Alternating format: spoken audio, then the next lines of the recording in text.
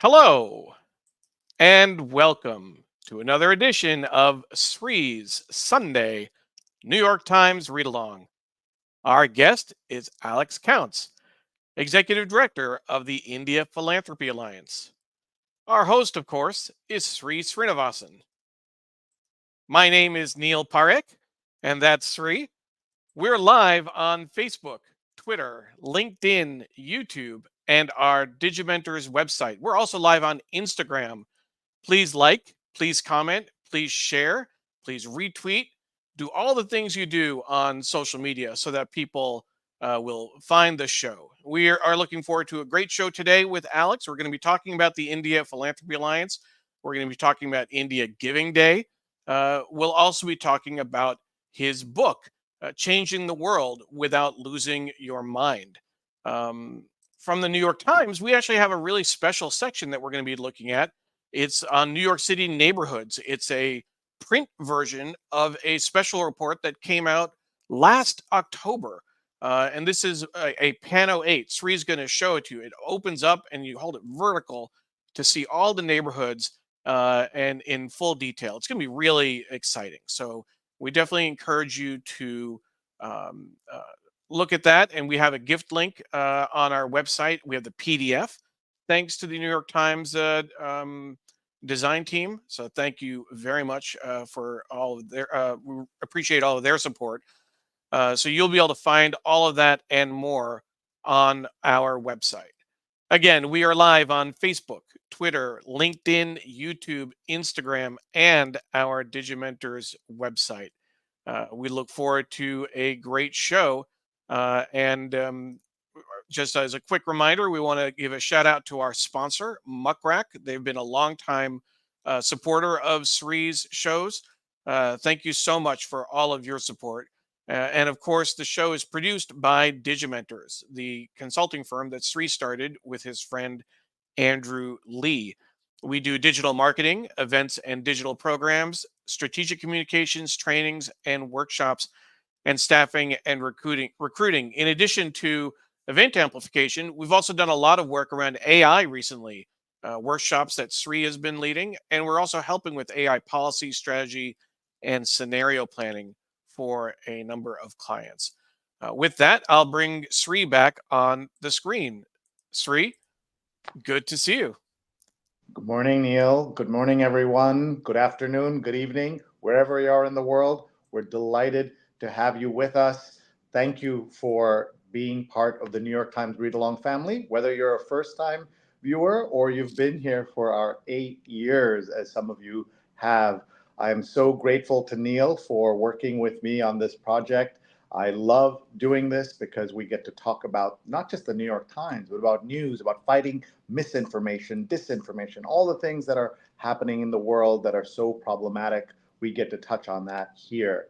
If you are watching for the very first time, what we'll do is we'll have our great speaker, our guest. We will talk about the news and about their career, and then we will read the paper together. And all along, we want to hear from you.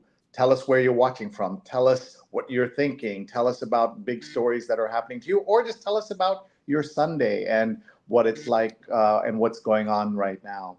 We want to say hello to some of our friends watching. I see that Jonathan Borstein is here. Jonathan is watching from the East Village. Our neighborhood technically has no name. I live in a corridor between the East Village and the Village. Once my street was known as Book Row.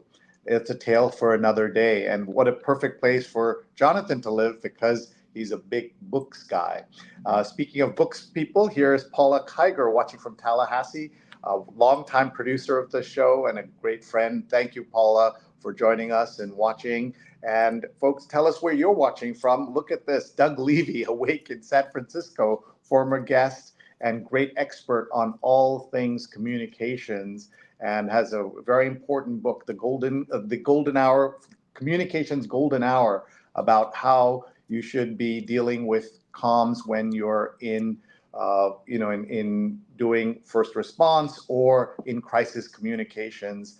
A very important public comms book. So check out Doug Levy's work. And then Diane is with us. Good morning from Margate, New Jersey. Always great to spend Sunday morning with the Ride Along family, and always great to have you here, Diane. You've been there from the very beginning. We have so much to talk about today, and we have a fantastic guest, Alex Counts, who you will meet in just a moment.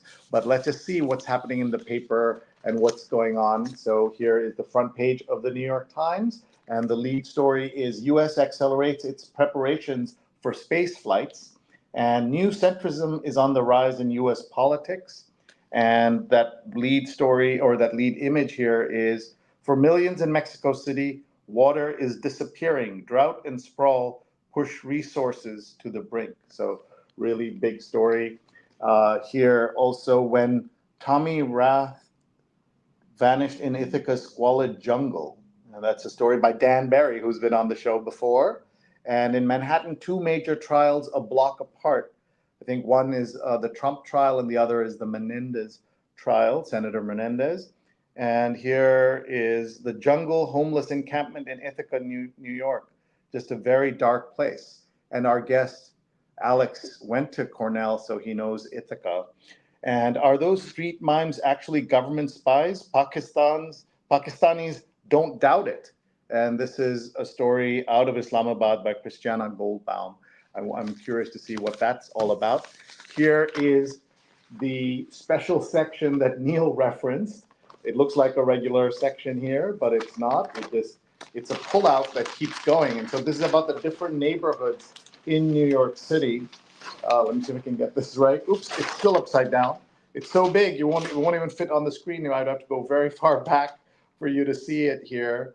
And this is New York City defined by you. More than 48,000 of our readers told us where their neighborhoods start and end. We live near the UN, as Neil knows, and we're not sure, are we in Kips Bay or are we in Midtown East? Murray Hill, it could be any of those things. We're very quickly looking at other sections before we bring on our guest. The Arts and Leisure cover is Busy Buzzy Broadway. The book review cover is Icy Hot. In the new Cold Wars, David Sanger tracks the shifts in U.S. foreign policy as competitors among the great powers reemerges in the 21st century. Real estate cover is A Bridge to the Past, and it's at an Upper West Side apartment. A few weeks ago, we had Arlene Schulman, who was featured in the real estate section, talking about what's it like to live in Inwood and in a rent-controlled apartment, a rent-stabilized. The Metropolitan cover, you only see this if you're a print subscriber in the New York City area. You don't get this anywhere else in the world. It's not an online section. The cover is Lowriders gain visibility and respect. Lovingly customized, the rolling works of art celebrate Mexican-American culture and bond families. That's a great section here. A Sunday Opinion cover is looking for the missing people of Mexico. So two Mexico themed stories. The Sunday Styles cover is, here we go, A Whiff of Youth. Following cues from TikTok, some tween and teenage boys are becoming infatuated with pricey designer colognes. And finally, the Sunday Business covers the new era of cheap stuff from China is over. And a lot of people who've been used to shopping and benefiting from those low prices have now been put on alert. I will say to Alex and anyone else watching, please share my Facebook post with your friends. Refresh your page, find me, share it with your friends. If you're on Instagram, you can share it. You can also find us on YouTube, Twitter, all of those places, and we'd love for you to share it with your friends. We're live on all of these platforms, 8:30 to 10 a.m. Sundays. Just forgot to look at the New York Times Magazine cover is Israel's extremist takeover, and the New York Times style section, or the Times Magazine. And Neil, we always say that we need to one day do a special episode just about this, because the way we went to Jake Silverstein's office, the editor-in-chief of the Times Magazine, and did one just on the magazine. We need to do one on the Times style magazine. And it's the perfect food. What would Italy be without pasta? Very important, dramatic question. And I just wanted to show you the cover of last week's New York Times Magazine. It's called the retirement issue. And this is somebody taking work, as it says, and throwing it in the trash. And that's all about retirement. That was last week. We didn't have an episode because of Mother's Day. All right. I think we're now ready to bring on our guest and talk all about the amazing work of Alex Counts, who is Executive Director of the India Philanthropy Alliance and has been involved with South Asia and work in Asia for a very long time. We are delighted to have him with us.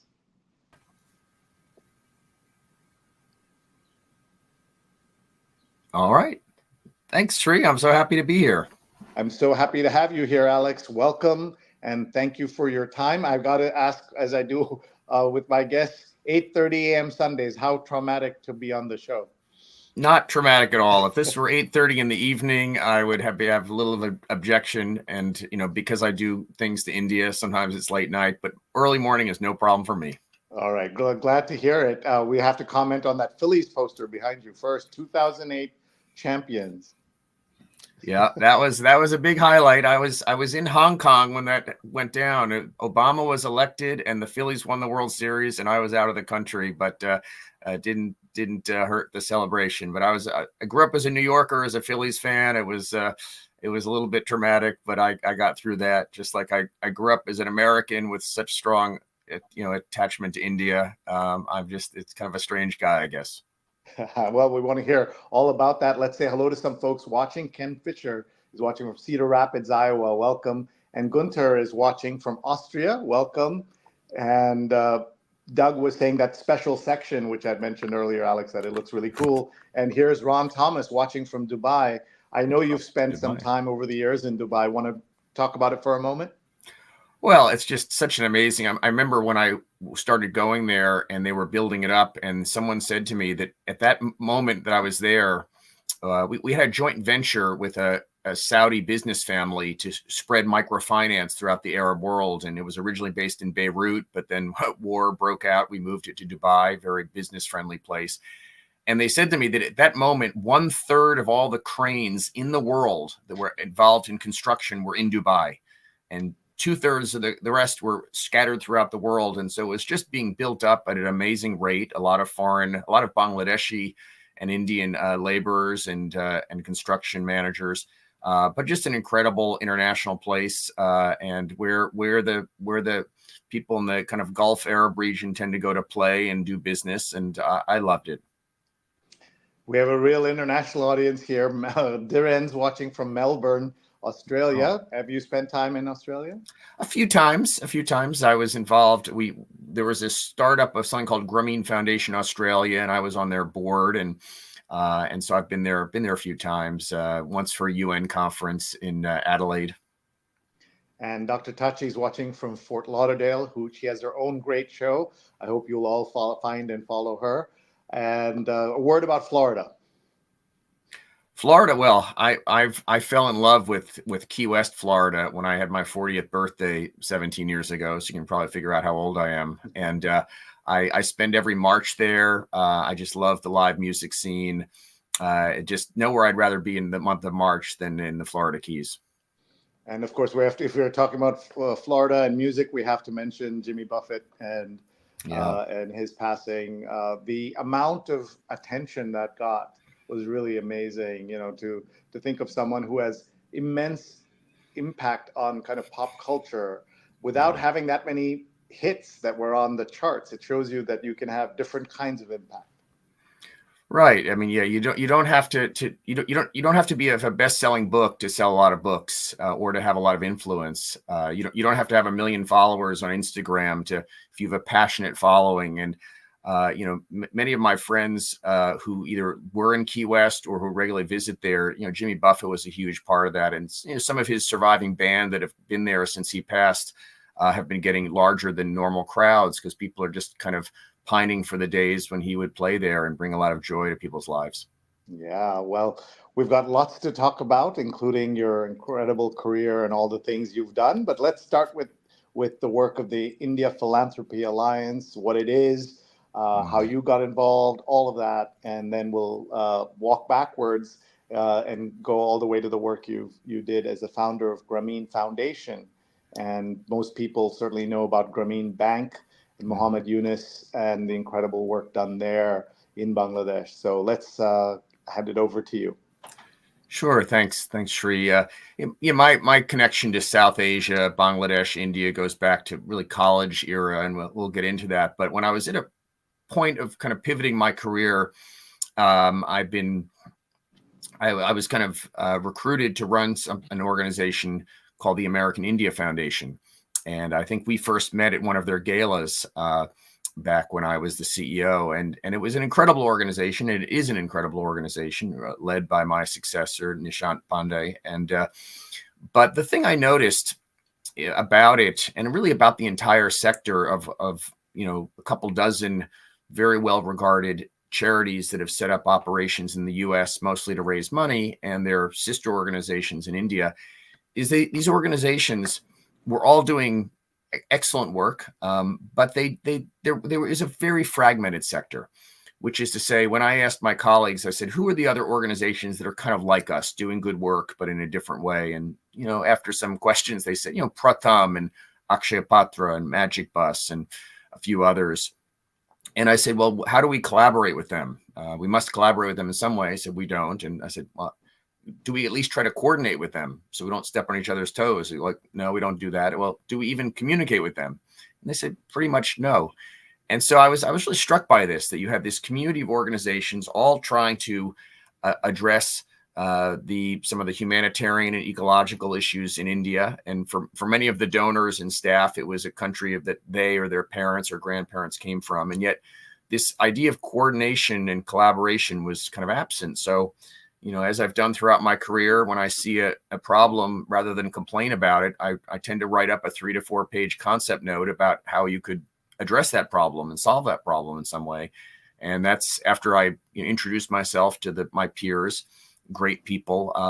And maybe not being Indian helped me bridge that gap. I don't know. Was very familiar with India, but not from India. And so I found a guy named M.R. Rangaswamy, who I'm sure you know. He agreed to be the co-author of that concept note, and we circulated it. And people are like, about the idea was to form a coalition of the leading Indian charities that are active in the U.S. And we had an initial kickoff meeting, and over 6 months we said, do we want to start this? And that was the genesis 6 years ago of starting the India Philanthropy Alliance, a coalition that today is 21 of the largest Indian charities active in the U.S. We started with 11, so we've almost doubled. And collectively, we raise about $105 million in the U.S. every year. It's almost $10 million a month. Raise about $156 million in India. That's a sea change. And so about $250 million a year collective budget. And we're trying to drive ways that we can better coordinate, better collaborate, get more value for every philanthropic dollar raised and every volunteer hour contributed, so we have a bigger impact. And also just create a community of people who are professionals trying to advance the humanitarian agenda in India, which, when you have 300 staff in India, but 1 or 2 in the US, you can get a little lonely. But by having a community of peers, it also addresses that and makes it more sustainable that people, stick with these kinds of jobs for a while. So it's only half time of what I do, but I love it. And just some of the most smartest, best values people I've ever worked with. That's terrific. Everyone should check out indiaphilanthropyalliance.org. Tell us some of the things we'll find on the website and how people can get involved. Sure. Well, first of all, we urge people, if they're not already, to get involved with any of our 21 members. These are all organizations working on improving healthcare, education, economic opportunities, livelihoods, what in India they call skilling, what we call here vocational training. These are not just the best charities in India. These are world-class organizations. Get involved, volunteer for them, attend an event with them, and donate money to them. So that's one thing that. But we've identified as a community certain things. That's one of our board retreat we had about a year ago, and we just had another one a few weeks ago, but that was last year. So, but I think we sat around the table and we were trying to, developing trust with one another. At this point, we were probably 15 organizations. One of the things we did was we said, our donor base is aging. A lot of them are people born in India. They're now in their 50s, 60s, 70s. They donate generously, but they're not going to be around forever. And their children and grandchildren don't seem to, they're philanthropic, but don't have that strong attachment to India. So as a community, when you identify a problem, you just say, well, how can we start to slowly, incrementally address it and solve it? And so we came up with this idea 5 years ago of having a national youth essay competition for any youth, but almost all of them are Indian American youth, to write about what philanthropy means to them. What when they think of philanthropy, what do they think of, and how can philanthropy benefit India, a country some of them have visited multiple times, others of them have never visited. And we've gotten hundreds of essays over the years, some very creative ones. And on our site, if you can find a page called India Youth Essay Competition 2024. And you can find the rules. And basically, we ask high schoolers to write an essay of about 1,000 words and middle schoolers to write one that's a little shorter. And what we do is, just again, great ideas, lots of creativity. There we go. Thank you. And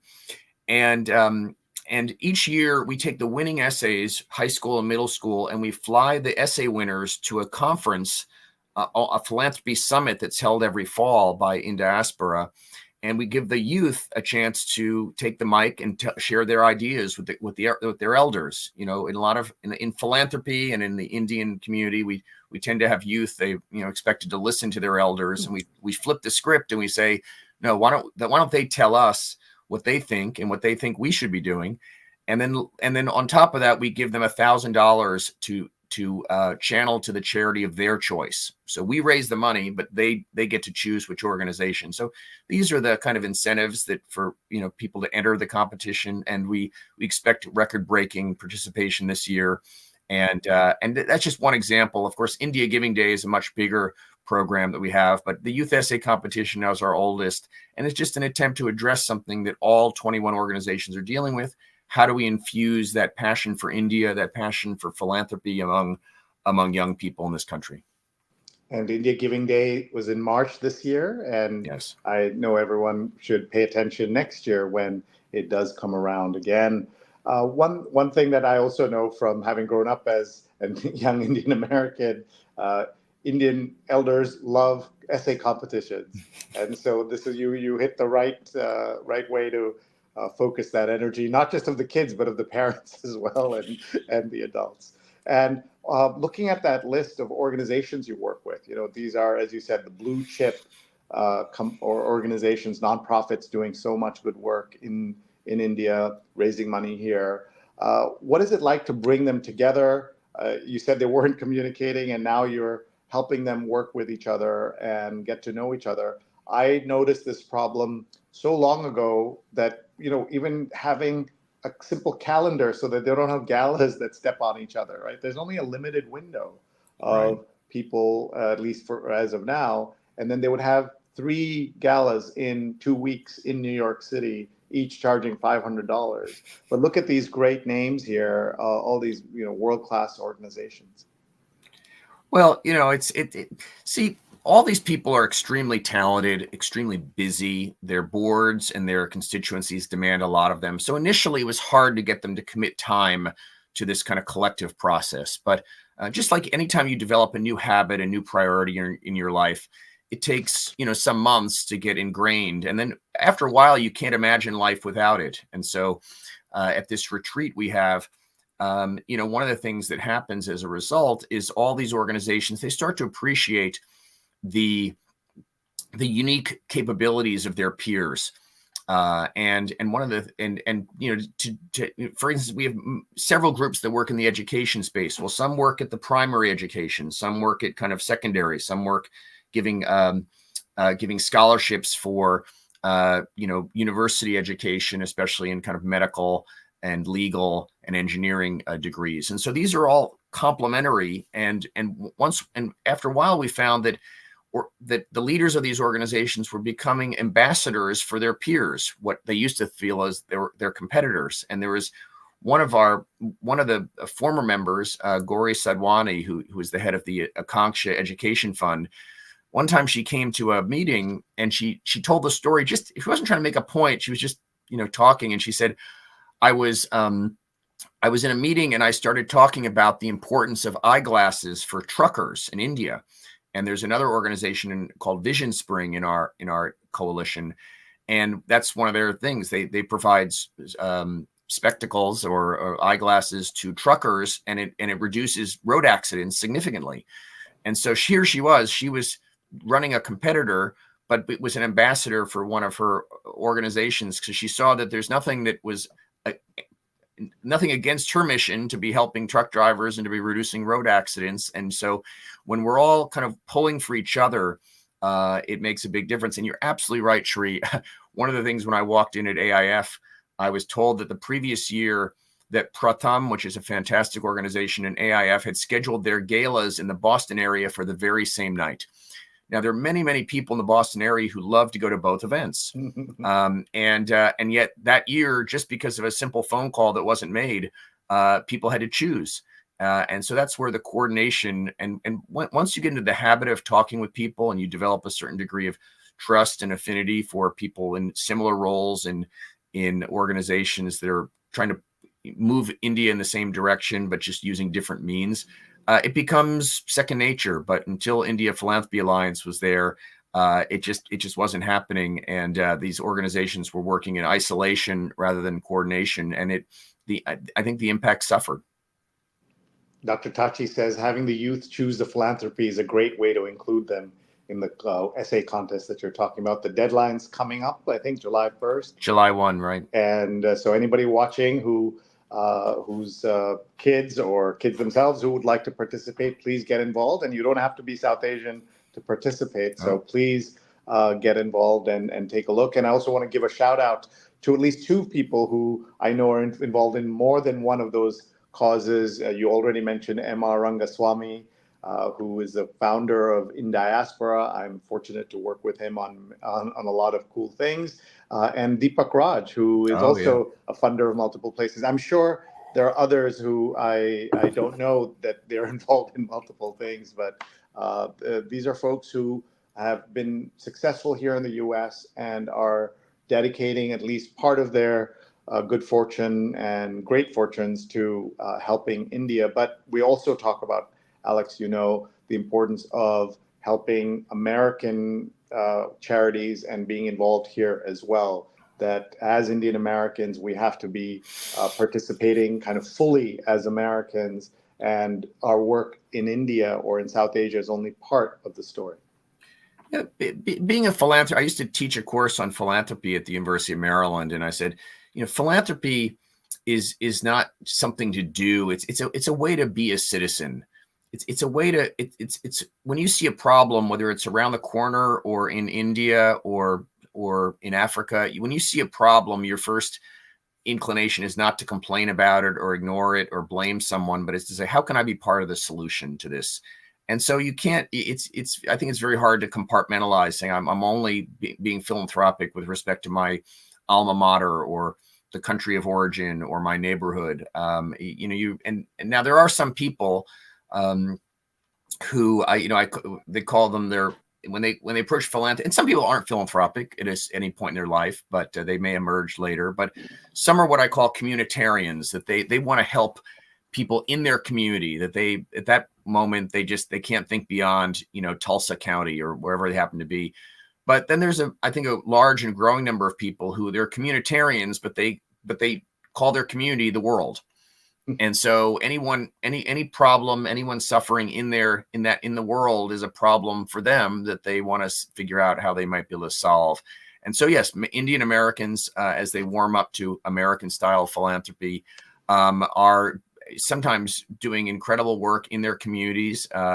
And yet at the same time, we're saying that, that connection to India is one of the leading countries of the global South. When things are solved in India, it kind of creates a ripple effect that can impact many other countries and have a global impact. And so we see people getting excited about that too.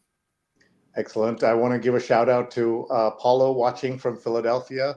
Oh, I'm wow. sure he noticed the Phillies banner behind you. And I know that Neil will point out that the Yankees won a year after this in 2009. Beat our Phillies in 6 games. It was terrible.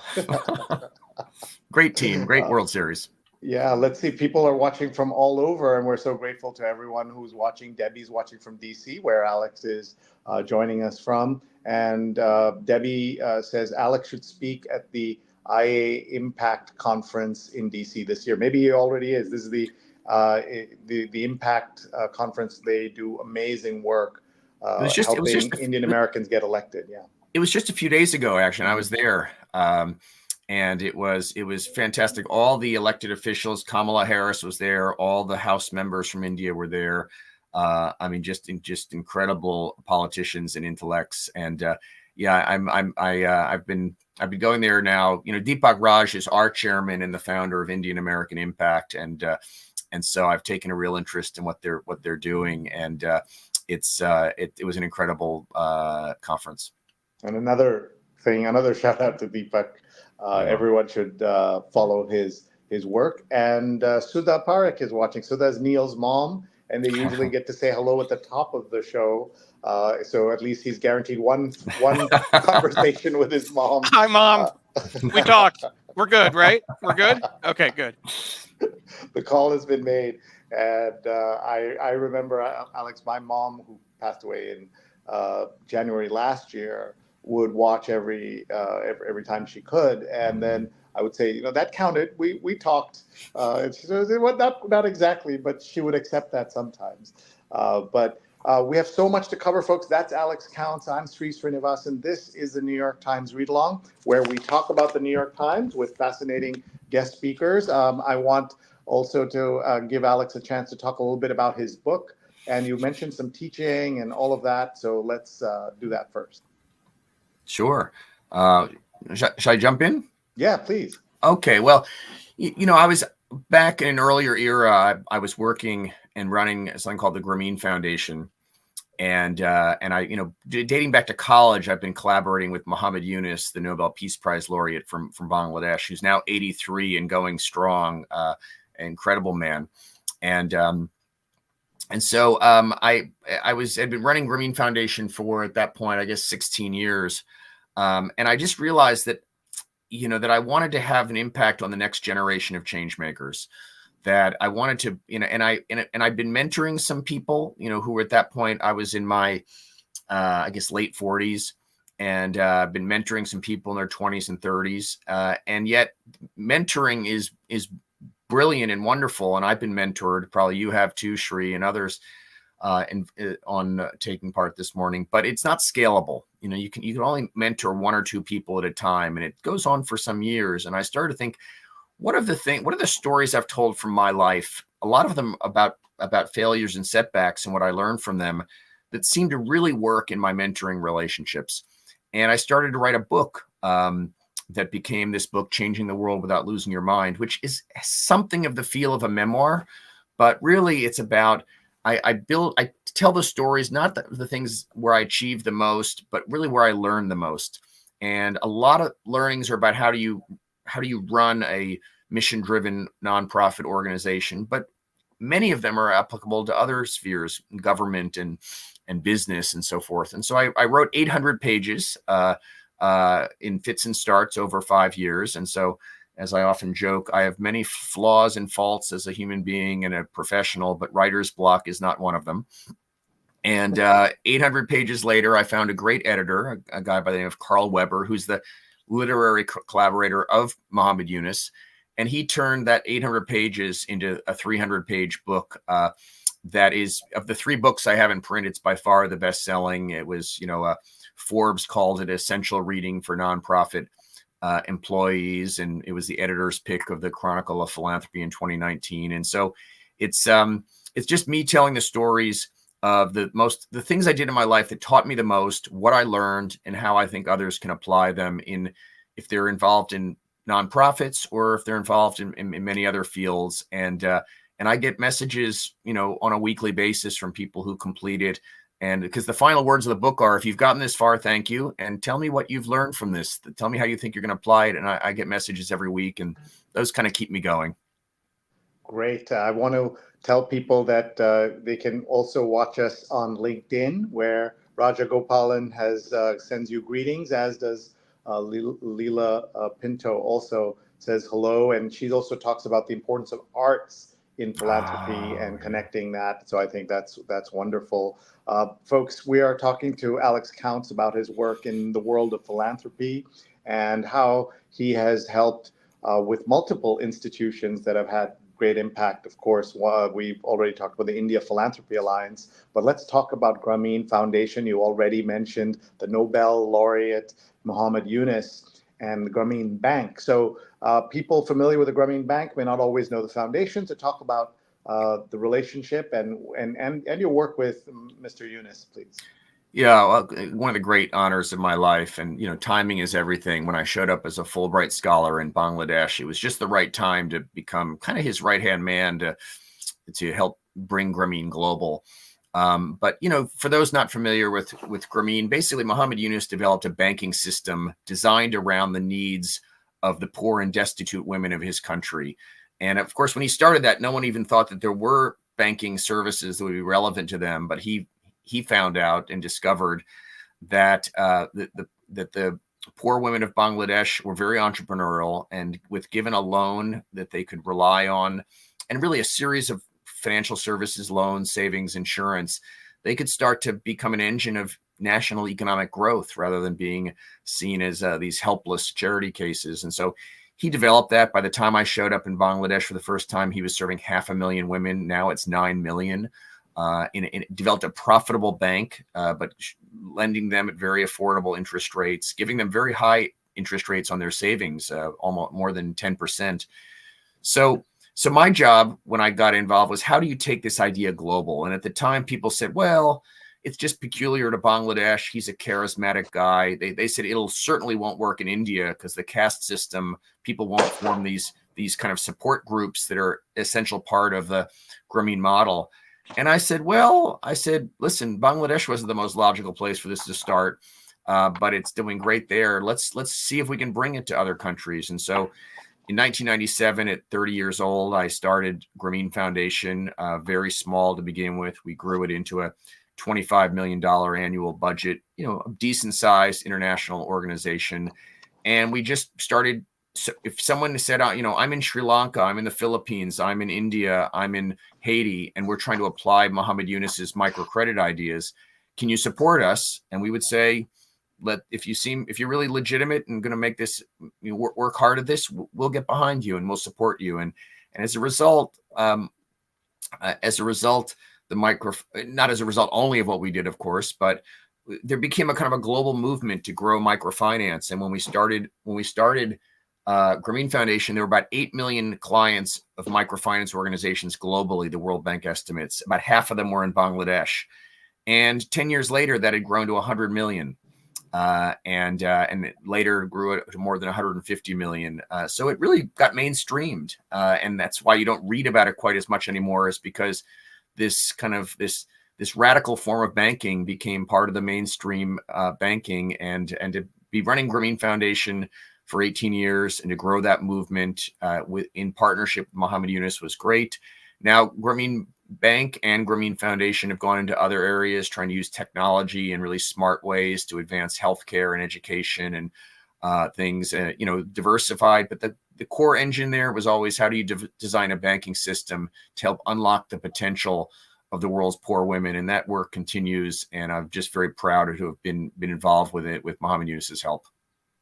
Grameen is an awesome example of enabling people to help themselves with access to credit. Also love Bangladesh. So many near and dear are there, says Apollo from Philadelphia. Thank you, Apollo, for sharing that. That's so right. Sudha says that Grameen banks are doing very well in India. A lot of women have started their own small businesses with that help. And look at this, Chitra Iyer, my first job was at Grameen. Hi, Chitra. Hi, Alex. And this is why we love doing the show. We can connect and talk about things around the world. Here's something interesting. My dad wrote a book called Encounters about interesting people he had met around the world. And the forward is written by one Muhammad Yunus. Wow. And it's I know this was a life highlight for him. And he talks about the importance of connections and encounters. And so this is my dad's book where he had met everybody from the Dalai Lama to Nelson Mandela, as you can see here. So this is an unusual set of cartoons. And this is Angela Merkel and K.R. Narayanan, who was a ambassador of India and then became president of India. And he's on there. Let's see here. Doug Levy says, my last story as a reporter for US Today was on microfinance. It was an exciting concept in 1999 and even more so today. So this is the attention that word microfinance has, is something that now we all understand. What is the connection between that kind of work that you all did and the success of things like Kiva.org? Well, so, we talk about, and by the way, I have another book that just came out in its new edition. There's probably a better way to do this, called Small Loans, Big Dreams. And it's basically, it's a new edition. No, you got to keep holding, okay. Marketing. We got to hold that up. Keep it there as you talk. It's, when I was in my late 20s working with Muhammad Yunus, I wanted to contribute to what he was doing, and I wasn't yet in the kind of shape to start Grameen Foundation. And so I wrote this book. I did deep field research in rural Bangladesh and also in a neighborhood in South Chicago that was applying Grameen there. And I told the story of thanks for pulling that up, of Muhammad Yunus. It's as close as there is to a true biography of him, but also it's a mini biographies of women in two cultures who he impacted. And so I felt it was time to come out with a new edition, because a lot of in 2022 of my first book, and basically what Muhammad Yunus did, and what I try to tell the story in this book is there was like an invisible market. Like there were all these women around the world who could benefit from financial services, but like they were invisible to the world's financial sector. Like they just couldn't, like it was just absurd. It was like, is there a market for rocks from Mars? Like who would buy that? Like what would they be used for? But the truth is that there is, a lot of times there's a market, but people don't see it. That old thing of the guy who was one of the people who invented the computer. And remember, he said, well, the market for computers in the world, maybe there'd be a market for 5. Well, it turns out that there are many more than 5, but people didn't see it. So once Muhammad Yunus revealed this market, then just a lot of things became possible. And Kiva, my friend Premal Shah, who's also a national co-chair of India Giving Day, he and Matt Flannery just said, why don't we create an online way for people with as little as $25 to participate in this movement. And they got the technology right, and they didn't get the regulatory stuff right and compliance stuff right immediately, but they figured it out before they were thrown in jail. So like a lot of entrepreneurs, they ready, fire, aim kind of approach, but they developed this incredible online platform, and then just so many other ancillary services. Once you realize that there's a market there that everyone had just ignored or before, then people kind of rush to get innovative to serve that market. And so it just, but Muhammad Yunus, now there have been forms of microfinance going back hundreds of years. Muhammad Yunus didn't invent it, but he created the modern microfinance movement. And once that market was revealed, then it just brought a host of innovation, people applying his ideas. I was very involved in the microfinance movement in Haiti, which is somehow continuing to thrive, even what's been going on there the last couple of years. And so I give him a lot of credit for kind of opening the Pandora's box, and then people like Premal and many others just, took it in exciting other directions. Excellent. We are putting a link to your website, alexcounts.com, and you can look at the books there. Debbie says, wow, Alex truly counts in so many ways. A great NGO leader and visionary. Very, very nice. Folks, tell us what you're doing on this Sunday, what your reaction is to the things we're talking about the news also. We're going to just pick up the paper in just a moment. We want to hear from you, and we want to know where you're watching from. We have people from all over the world watching as we do. We do this every Sunday, folks, 8:30 a.m. Eastern time. As you heard from Alex, he's ready to go at 8:30 a.m. Sunday, but it'd be fair to say most of our guests are not. Last time we had Ali Velshi with us, and he was up in California, so he was up super early because he has a morning show.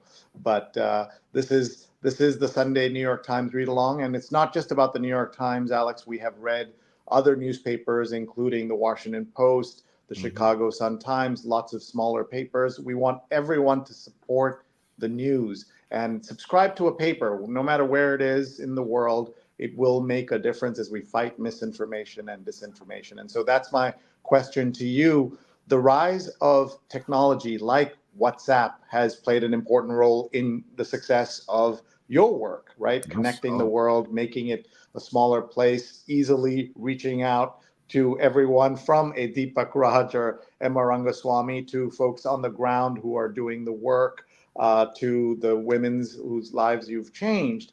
But at the same time, we have seen the true problems of WhatsApp and similar technologies. Trying to help people is so much more difficult when there's disinformation, misinformation that isn't accidentally there. It's kind of a feature in some ways, and it's part of the DNA of this technology. So could you elaborate and respond to that, please? Well, I'm no expert on this, but we've all had our experiences of trying to be manipulated by technology and people that have access to technology. My beloved stepmother, who's in her early 90s, had almost fell for one of these scams where they were, they figured out how do you sound credible even if you're really trying to take advantage of people or misinform people, and so what I've learned is when you're about to take action based on the contact of a stranger or information provided by a stranger, push pause and just apply a little reason, because I'm not the world's most patient person. I don't like to overthink things. I think especially in the nonprofit sector, people sometimes take months to make decisions that should be made in hours. But with all this misinformation out there, whether it's in economics, politics, society, and various things, is have it bring a degree of kind of journalistic skepticism when you're dealing with information or requests from a strange source. At the same time, I say when you're getting, I just wrote a blog post on this on my Medium blog. Is when you get a request from someone who is well known to you, sometimes the tendency, like I was just inviting people. I went on a really cool tour with two other authors who were writing books about social change, and so I asked everyone to come join. I may have forgotten to invite you, but I tried to invite a lot of people, and there's so many emails, hundreds of emails, hundreds of things that sometimes you also. You don't apply enough skepticism to the ones you should be skeptical about, but you also don't give enough time to when people invite you to things, make requests of you that are credible, that are known to you. And so I always try, if someone invites me to something, whether it's their 60th birthday party or it's a chance to mark some milestone professionally or personally, I try to say, gosh, unless I have a conflict, I'm going to go. And if I have a conflict, I'm going to say, how can I help this thing succeed? How can I help this person celebrate? How can I make it known to other people? And so becoming more discriminating when a request or a opportunity to collaborate with someone well known to you, give it some time. I mean, if anyone asks me something that I know, even ask me to do something that'll take under 5 minutes, I'll always do it. And yet when I have something coming from a strange source, apply a lot of skepticism and to become a little more patient and discriminating. That's how I approach it. That's very good advice. Folks, we have a few minutes, about 25, 30 minutes left with our friend Alex Counts, and we would love to have your participation. Tell us what you're thinking about and also give us your questions. Sorry about the audio issues there. Let's see. Pradnya is watching from Silver Spring. Welcome, Pradnya. Oh, Pradnya. Naomi is watching from sunny Sunday, Upper West Side on a sunny Sunday. And Ron Thomas says, always a masterclass every Sunday, watching from Dubai. Ron is a great friend, former guest, supporter of this show. We're very grateful to him. Apollo has a question. What are the barriers to starting a Grameen Bank-like organization here in the U.S.? Is it trauma within the destitute population?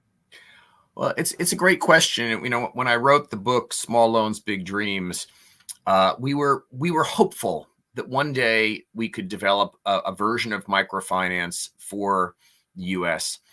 And there was a few small organizations. I embedded myself with one group of borrowers in South Chicago, and it was very small scale. I wrote about it from a place of hopefulness, and I show how loans of $1,500, $2,000 were positively impacting those women.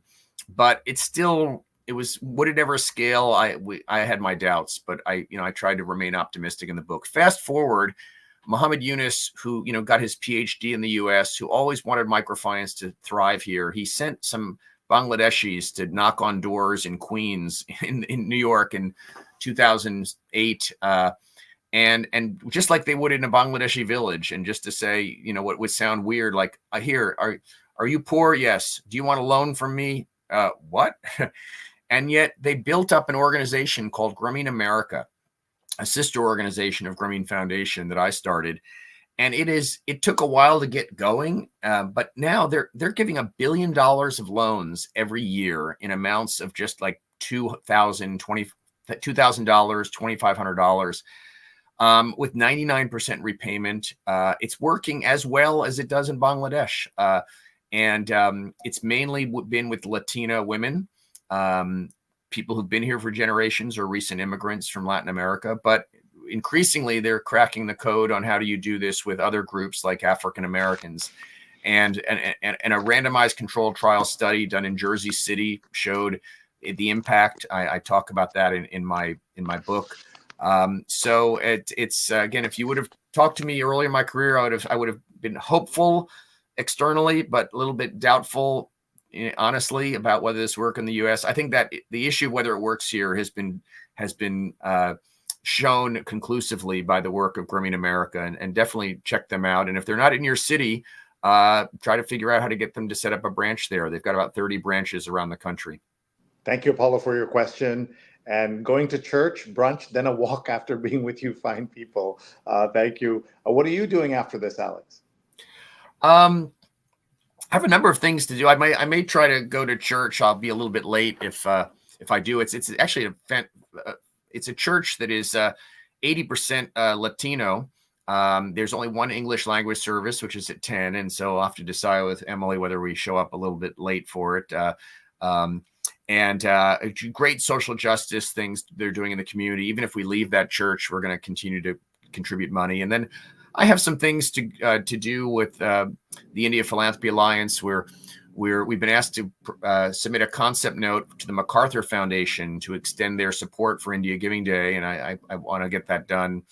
And of course, the Phillies are playing the Washington Nationals in Philadelphia, and they'll be broadcasting that here. So one of the prenuptial agreements in my marriage to Emily, which is celebrating next month its 30th year, was that she become a Phillies fan. So she's totally on board with it, and so those are some of the things. And during COVID, I became a very active cook, and so I made some Chinese eggplant dish, a lot of it vegetarian, and so I'll be doing some stuff tonight. And just one of the kind of life lessons in the last third of my book, Changing the World, is really about self-care in a nonprofit context. And without going into the whole story, one of the things I've learned about self-care is the importance of always doing something you're a novice at.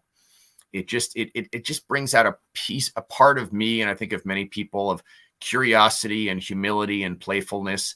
And during COVID, I just got into cooking and went from being a lousy cook to a solid intermediate cook.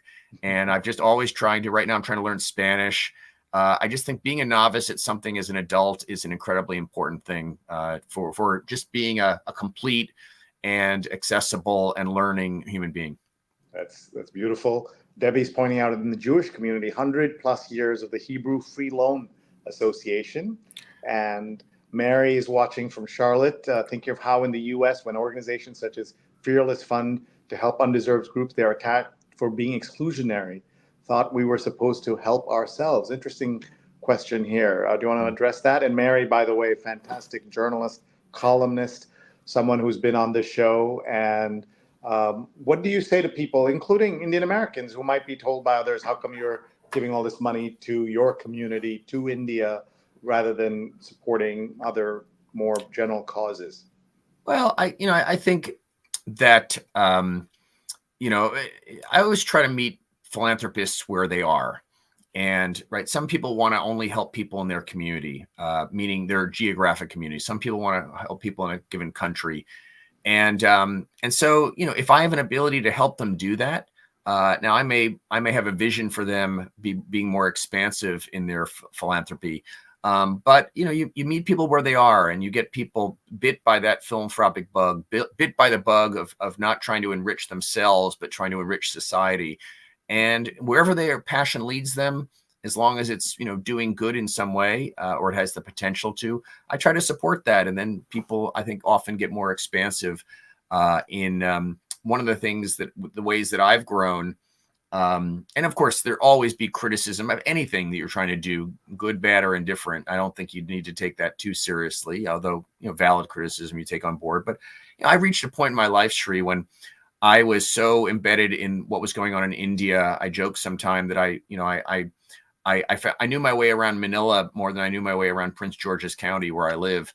And I knew the hurt and the injustices of Manila more than I knew it in Prince George's County. And so I made a pivot, maybe you could say overdue, to try to get to know what was going on in my own county and how I could help it. And I got involved in a program called CASA, the Court Appointed Special Advocate Program, which is about pairing trained volunteers with kids in the foster care system to help give them a better chance to thrive. And I was a rookie at it. It was another example of like being a novice at something, but it just allowed me to learn about and to make some small impact on an injustice in my own community. And you could have criticized me 10 years ago for how little I knew what was going on here, but I evolved to be more inclusive. So if you want to right some narrow wrong, do that and be open to having your philanthropic impulse expanded over time. Great. Shobha Vishwanathan is watching, says, hi, Sri and Alex. Great conversation. Watching from Westchester. So important to figure out self-care. Thanks for mentioning that. Planning to catch the South Asian Playwrights Festival later this afternoon. That's a great new addition to the New York City cultural scene, is the Enact Arts theater group is now launched in New York, New York chapter. They're in Houston and in the Bay Area, and they're all about South Asian playwrights and plays and things like that. So much going on. And Naomi says that my family has a small foundation which grants funds to worthy nonprofits selected and voted by multi-generational relatives annually. That's great. And if you may be oversubscribed, Naomi, but if you want to throw in the name and website, I'm sure people will want to know more. We've got about 20 minutes, maybe a little less, with Alex, so we want to get to the paper. This has been such a great conversation that we haven't talked enough about the paper, Alex. Sorry. I'm going to blame you for that. I'm going to pull up here the New York Times camera, and what we'll do is I'll flip through the paper, and then you'll just share any comments, any observations, any things you know anything about, which I know you know a lot about. One thing I can tell you, just by glancing at the paper, you can see there's no giant headline, right? They're all what we call one column, or in this case, a box here with 3 columns. These are not giant stories. So you can see here, U.S. accelerates its preparations for space fights, not even space flights, a response to rivals. That's Russia, China, etc. A new centrism is on the rise in U.S. politics, common ground over mistrust of the free market. And then For millions in Mexico City, water is disappearing. Drought and sprawl push resource to the brink. And I know a lot of the work that needs to be done in places like India, in Pakistan, in Bangladesh has to be around water and the effects of climate change. You studied in Cornell and therefore know Ithaca well. Here's a story from Ithaca, New York. When Tommy Rath vanished from Ithaca's squalid jungle by Dan Barry, who's a wonderful writer. The jungle homeless encampment in Ithaca, New York. Just a very dark place, said a former resident. I don't know if you've had a chance to read the story. If you know anything about this, please jump in. It's it's one of those very, very long articles when you open up. I just started to go into it a few hours ago when I woke up, but you know, it just shows you this was an invisible part of Ithaca when I lived there. And yet for the people at the margins of society, it was, you know, it was their entire world. And so, you know, when I left Cornell, having learned some rudimentary how to speak Bengali, and I went to Bangladesh, you know, I kind of went to the equivalence of that encampment in Ithaca in rural Bangladesh, places that most wealthy Bangladeshis and diplomats would never visit, and just try to immerse myself in that reality, even though I didn't take that opportunity in Ithaca, which this journalist did. But that was, and then also in a very poor neighborhood in South Chicago. So, you know, getting people outside their comfort zone, which is not easy, and to kind of put yourself in a totally different reality. It just changed my life. It led to starting Grameen Foundation and so much more. And you know, that article, it's interesting. The front page is in the DC edition is a little different than the New York edition. It's but that article on centrism, and I did read the entire article this morning, and you know, it is just interesting. I mean, this pops up, but it's just, you know, how journalism about conflicts, about what's not working, about these gridlock, you know, just tend to kind of dominate. And then occasionally a story like this breaks through where you see that actually, despite all the talk about gridlock and partisanship and hyper partisanship, that in the Biden administration, a lot of things have gotten done quietly. And if you start adding all that up, and, you know, I think that there's a center of gravity in U.S. politics, especially at the state and local level, but even at the federal level, where just there's a pragmatism that just journalists, I think, a lot of times miss. That's a great critique. Thank you, Alex. Are those street mimes actually government spies? Pakistanis don't doubt it. There's a story from Islamabad and Christina Goldbaum, and we know in all parts of South Asia, great distrust of government and who's talking to whom and who's talking about what to when and all of that stuff. So I've not read this piece, but it sounds interesting. And of course, you know, Alex, that one of the ways in which Abbottabad happened and the taking down and killing of Osama bin Laden was through a fake polio campaign, immunization campaign, where they used cheek swabs of the bin Laden family compound, whoever was living there, to identify that he was in fact his place. And so I'm sure that did not help in the further trusting of government. And in this case, it was, you know, they say everything's a CIA operation. In that case, it actually was.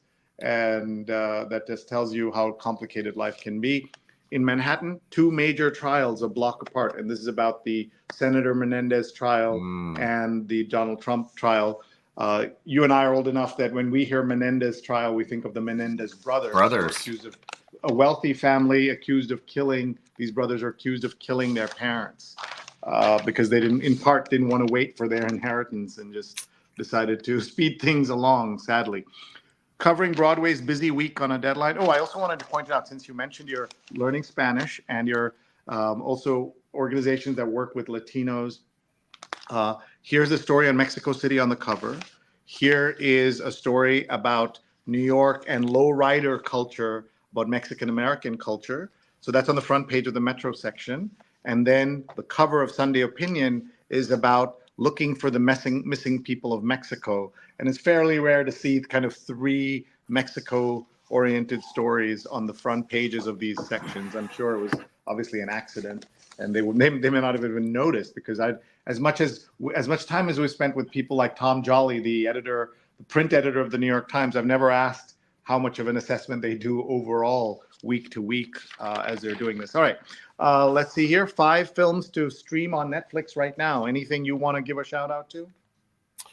No, I'm not a big movie buff. Although I did see the new Planet of the Apes movie in the theater recently, which really was thought provoking. And no,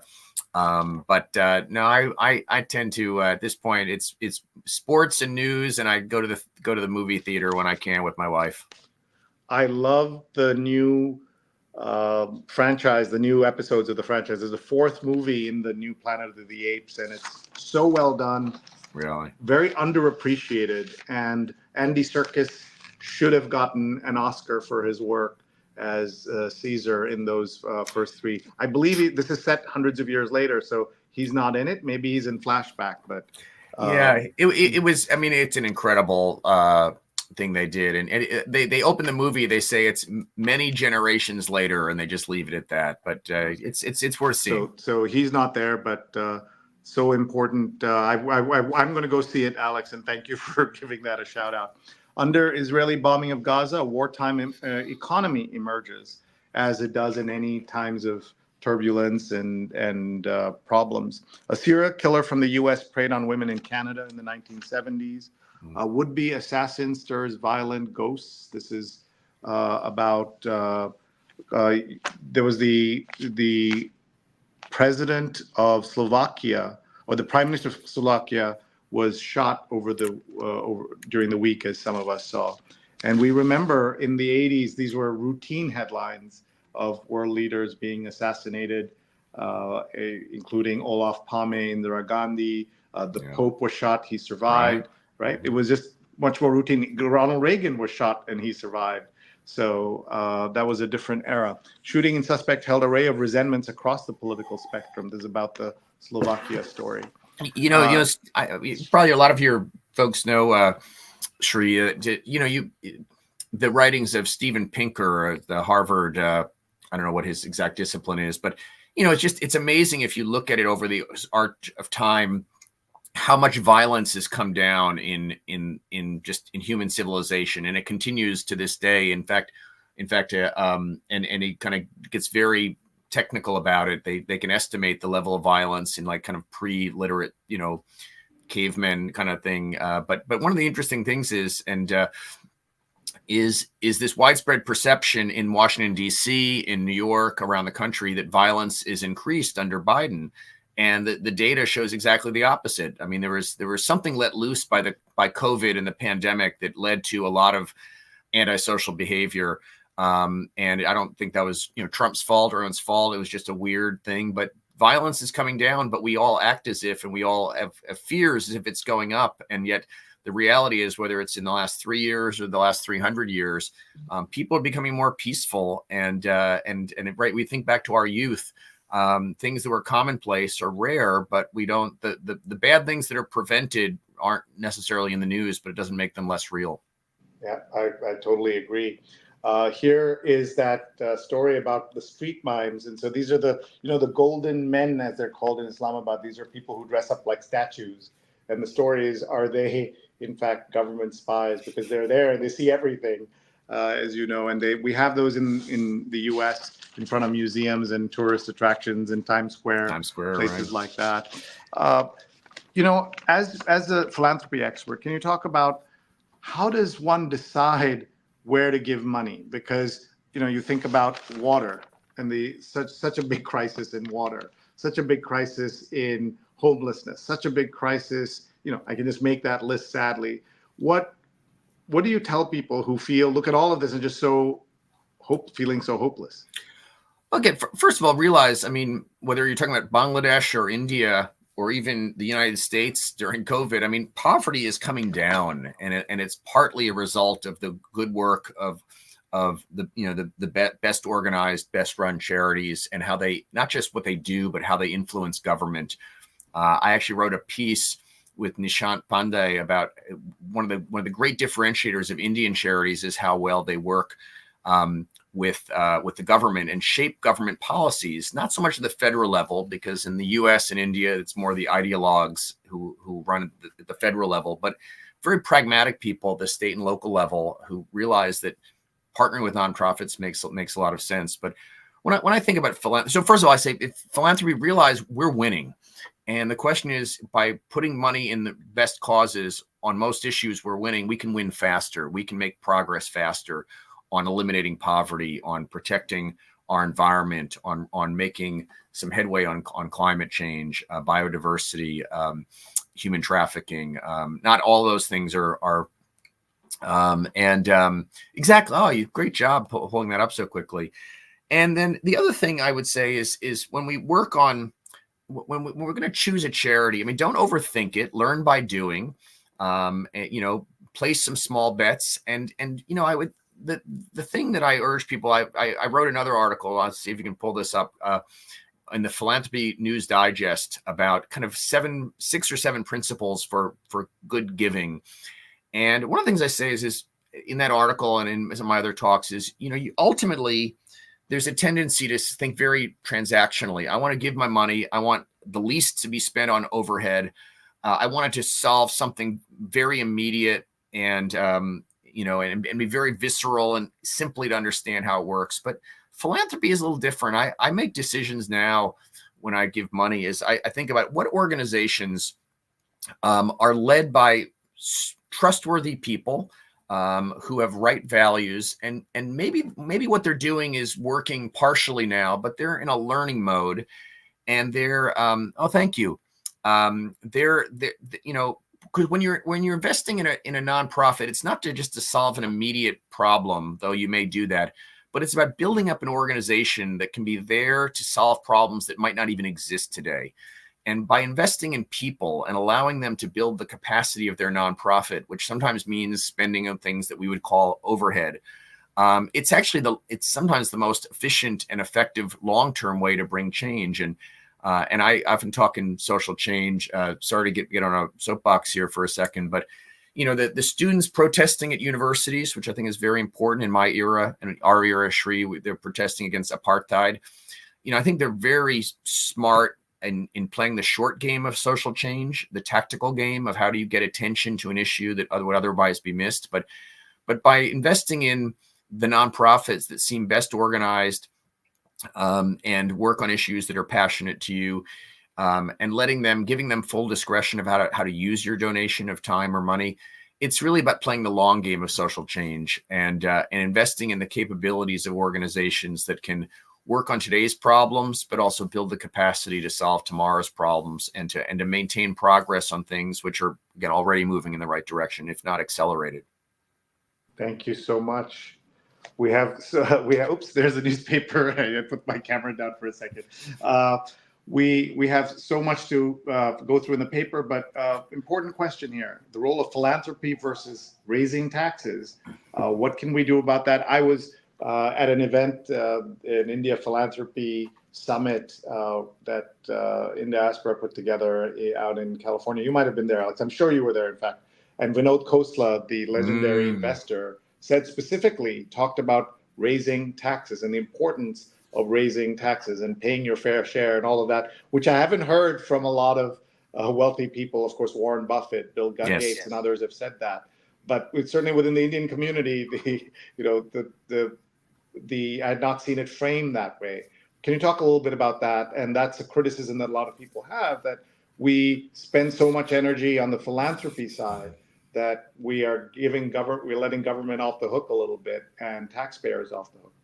Well, I think more in the European and Asian tradition of relying on governments to solve problems. I think that goes too far, because I'm a big fan of progressive taxation, but to just think that government, that you're almost off the hook in terms of solving whatever problems there might be, homelessness or immigration.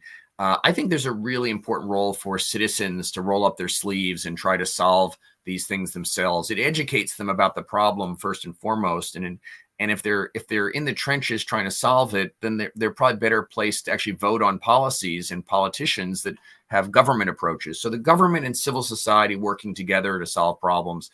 But yes, I think that a fair tax system where, as Warren Buffett says, his secretary shouldn't be paying a higher percentage of her income than he is to taxes. A fair and progressive taxation system is an absolute must in society. When the child benefit that came in COVID cut child poverty in half almost immediately, there's no nonprofit that can do that. However, it took nonprofits over years to help advocate for that program to begin with, and to do the experimentation of what are the most efficient ways to address child poverty. And so I think that people should be advocates for fair and progressive taxation, and this at the same time, I think should say how can I use my money to support nonprofits that can be the kind of incubators of social innovation that in many cases can be scaled by government once they're proven, because government isn't great at innovating, but it is good at scaling innovation.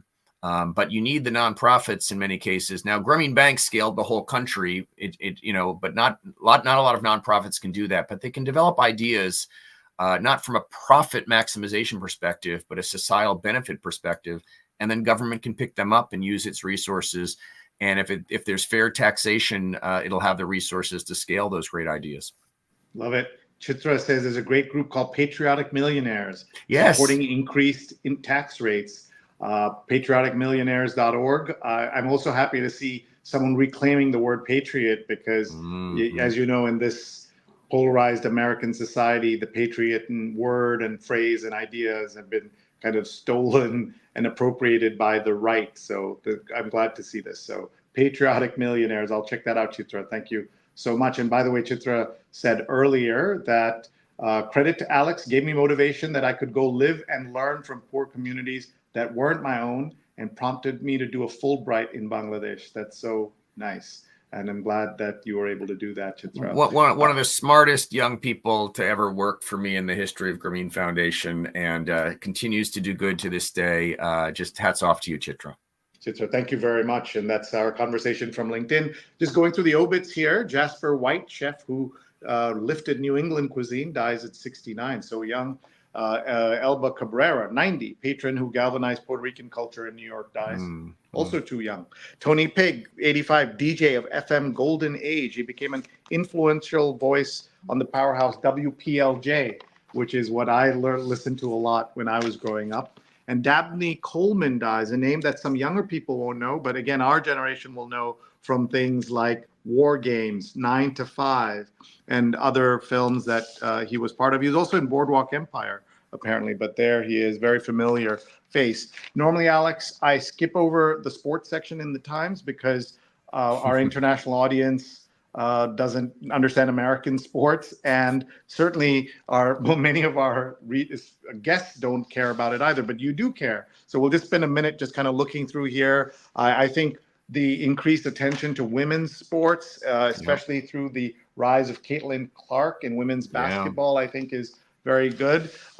Finally, the Knicks are playing well, which is, they haven't unusual. Won anything since 1970, 71, I believe, 73 maybe.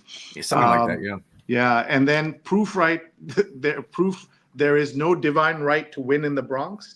The series explores lowlights from the 1990 season of the New York Yankees, and Neil and I were talking about this, that I definitely need to see this. It's quite a show. It's playing on Peacock and maybe other places, but it's called Bronx Zoo, which is what people used to call that. And a story about football here and soccer here. Playing abroad isn't salvation. Better title races might be. And also lots of changes and things happening in the golf world. Let's keep going here. It's a big moment for tennis. It's become so international with great players from U.S., Canada, Europe, Asia. My wife is a huge tennis fan. I am as well, and that has become such a global sport with such a great following, and it's another great way for exercise too. Naomi says, don't forget the Rangers are doing well too. The fact Yeah. that the Knicks, the Rangers, and the Yankees are all doing well is so refreshing. I'll never forget a headline, Alex, from about the 1997 season of football, where it said the best, the Giants were bad, the Jets were bad, and it said the best team in football now in New York is probably Columbia. And Columbia has always had terrible football teams, so that was the extra problem with that headline. Let's see here. Bill Maher gets the love treatment of Maureen Dowd in the New York Times. He's more than about one-liners. He's a jester holding up a mirror to our society. He's a rebel with a cause. This is all. I read this piece. Maureen Dowd, who has been consistently wrong since her days, going after for a long time on many things, but now this particular piece, giving Bill Maher this love treatment, a whole page, when he is wrong about so many things. He's one of those people who claims to be a centrist when in fact he never calls out the right for having moved so far to the right. He says it's the left that has moved so far to the left. Elon Musk is a trick of Elon Musk and other people as well. And I saw Mehdi Hassan tear him apart on this great item about, he talks about black on black crime. Which is a phrase you hear often. And he was showing, Mehdi Hassan was that there is almost similar amounts of white on white crime. And Bill Maher was saying, how come black celebrities don't talk about gun violence? They do, but he never has them on the show. And what Mehdi also said is that how come no one asks for white celebrities to condemn white serial killers or white child molesters or white pedophiles, right? They never do that. He is a racist. Yes, he has over the years said lots of things that liberals love, but at the same time, you can see how much he has moved to the right himself, and then pretends that it's the world that has changed and he's the same guy. It's really kind of pathetic. I want to live the life that Alice Munro did, says Sheila Hetty's piece. The writer's life was a life in artistic purity. That's beautiful. Let's see. Our Land Keeps the Secrets is a piece again about the missing Mexican families. Julia Angwin writes about AI's hype machine. And has dog breeding gone too far? I don't know if you're a dog person, but we're a big dog family here. We only talk about rescue dogs here. We're a cat family. All right. I'm surprised my cat hasn't gone on my lap and gotten to the screen yet, but it could still happen. Your cat will always get screen time here. And then Sandeep Johar, who's a friend of the show, says, when to treat patients without their consent. Involuntary treatment can be life-saving. Too often it requires a court order. And he tweeted today that he was so happy to see his piece in print. And that's something, whenever that happens, I think people are delighted to see their stories. So there's so much here to read. There's also a piece from Nick Kristof, who has a new book out. I read that. 12 women Trump voters on the 2024 election. And when you think of Donald Trump, what comes to mind? Jackass, I'm sorry. He's very vocal, not a politician, obnoxious, reckless, confident. So different people with different thoughts or these are all women with different thoughts about him. In the paper, when you go through it, Alex, sometimes you come across things you just didn't expect. And here's a story about how tween and teenage boys are becoming infatuated with pricey designer colognes. This is something that you would never have predicted if you don't read the story. You wouldn't know this. Maybe you would know it from TikTok, but I'm not on there much. Well, Colonial goods in the cyber era. A maker of homesteader clothing and wares found an unlikely ally in the internet. Very, very interesting. All right. We are running out of time, so we just want to look through here. If anything grabs your eye, the neighborhood please. section. Yes, the neighborhood section. You got to get to that. Yes, we do. Sorry, Neil's absolutely right. Now I have to just find it. So the neighborhood section was so unwieldy because it's so special. I'm going to stand up here and just show you what this looks like. It says this map is alive, is still alive. And this is the New York City neighborhoods special section. And by the way, we live somewhere here. So I actually have it New York City on defined by you. I In have fact, your neighborhood on the website, Sri. So I'll pull okay, that up nice, real quick. nice. They have an interactive website where you can put in an address Mm. and Hmm. then find details about that spot. So So you're able to let do me, something with mine. Yeah. So that's great. And here's this full page pullout. Like you can't even fit it in. So Neil, I'm going to just keep stepping back here until yeah, we can sure. see the whole thing. Just look at that. That's kind of amazing. Who says print is dead, Alex? Of course, print is in deep trouble, but it's fascinating to see what the Times does with this. So this is the And the address full is, section, sorry, right? Neil, go ahead. I was gonna, that's the full section that you're looking at, and then what they put online was this map, and I'll zoom in real quickly because it's really fascinating to show your neighborhood. You were talking about your. There's a question of what the neighborhood was, right, Sri? Yep. Um, and this I put in some. They have comments around this area. People call this Murray Hill, Kips Bay. Nice. Um, Manhattan Midtown East. Yep, three right. names for one neighborhood. So So that's this area they have like Murray Hill 82%, Kips Bay 8%, Midtown East. Some people call it that. They do yep, this for Turtle the whole Bay. city, Yeah, which and is really there's the view of the neighborhood. That's the UN headquarters right there, right in front of us. So uh, here's Mary C. Curtis says Bill Maher is a rich white man who will always be okay. Just because he sleeps with black women, he thinks he gets a pass. Lots to unpack there. Mary Pradnya says, Mary, you're right. And then Dr. Tachi says that neighborhood map is fascinating. And Neil has a PDF of this and a gift link that you can find on the New York Times read along on our website, digimentors.group.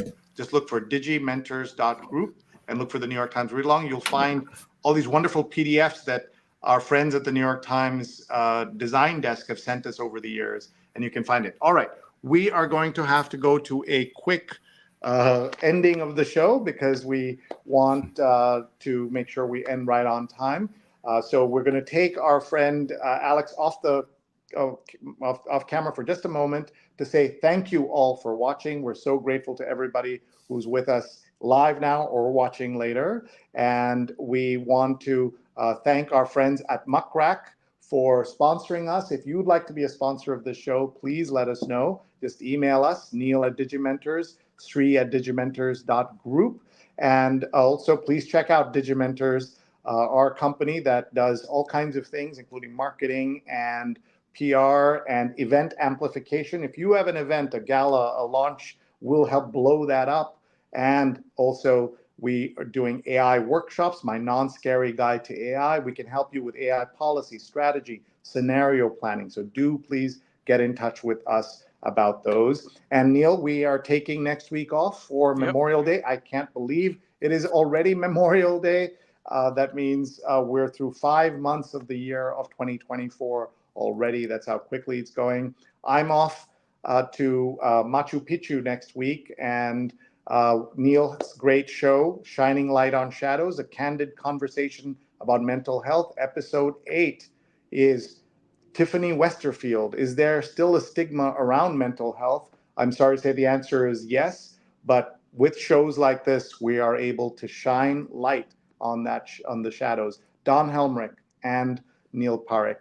And our guest on June 2nd, very exciting, Steve Herman is with us, Chief National Correspondent for Voice of America and author of Behind the White House Curtain, a senior journalist's story of covering the president and why it matters. You might remember Steve Herman got kicked out of many things and got in trouble for many things of his really good reporting during the Trump era. He's also an Asia hand and has served in New Delhi, served in Tokyo, served in other parts of Asia. So you'll love that show, June 2nd. Please He's join also us. a ham radio operator, and Sri and I had the pleasure of going to his house in Virginia 3 years ago, if I'm not mistaken, 4 To years do a ago, read maybe, along there. It was amazing. in person. It was so much fun.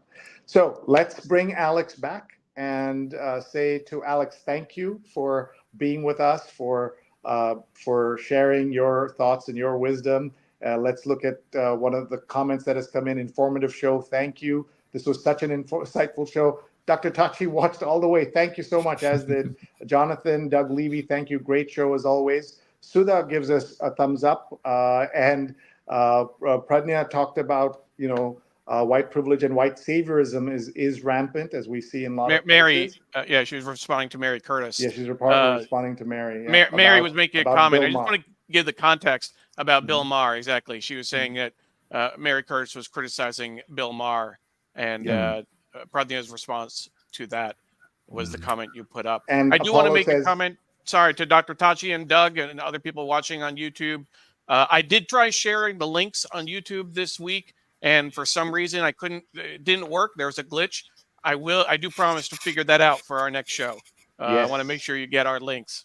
Always innovating there, Neil. Thank you. And Apollo says, great show. Have a glorious week ahead. And look at Ron Thomas watching in Dubai, watching all the way through. Thank you so much, Ron. So we will leave you with asking Alex for some final thoughts and maybe some tips on going into this world of philanthropy, and that what you don't have to be rich to participate in this in the career path that you have chosen. So thank you. Yeah, well, thanks. I love what you're doing here. And just four very quick thoughts. One is, I just urge people to get outside your comfort zone and expose yourself to problems and solutions that you might not come across in your day-to-day life. The CASA program with the foster care system is an example of my life. I'm still learning. Don't overthink philanthropy. Just do something and learn from it, even if it doesn't work. Have a bias towards working with organizations that work well in coalitions, because philanthropy and solving public problems is a team sport. If a nonprofit says that they are uniquely capable and everyone else doesn't really know what they're doing, I'd stay away from that, and try to be in a learning mode. Read books. I have 3 in print. Changing the World Without Losing Your Mind is my best-selling book. And when you read a book, just take a moment to let the author know you read it. Or maybe post a review online. So use these learning opportunities to just take some small action after you've learned, maybe related to the author or promoting his or her ideas. And these are steps that if we all take them, again, we're going to accelerate the progress that society is making, and in the areas we're moving in the wrong direction, turn it around. Great points. Thank you, Alex. That's Alex Counts. That's Neil Parekh. I'm Sri Srinivasan. We do this every Sunday, except holidays like Memorial Day. We'll be back on June 2nd with Steve Herman, Chief Correspondent, White House Correspondent of Voice of America, VOA. You don't want to miss that show. Also a reminder that we just had 2 weeks ago, we had Ali Velshi and his book, Small Acts of Courage, where he talks not about philanthropy, Alex, but about politics, that you can take small steps. You don't have to change the world. A legacy of endurance in the fight for democracy. And something that was surprising to so many people who watched the show was his family's direct connection to Mahatma Gandhi in South Africa. Wow. And how his grandfather and Mahatma Gandhi became really good friends, and the journey that family went on before they moved on to Kenya and Canada. Thank you very much, everybody. We'll see you June 2nd. And please tell your friends about the show. Tag them. They can watch us as soon as we're off the air on these channels. Thanks very much, everybody. Go Phillies. Go Yankees.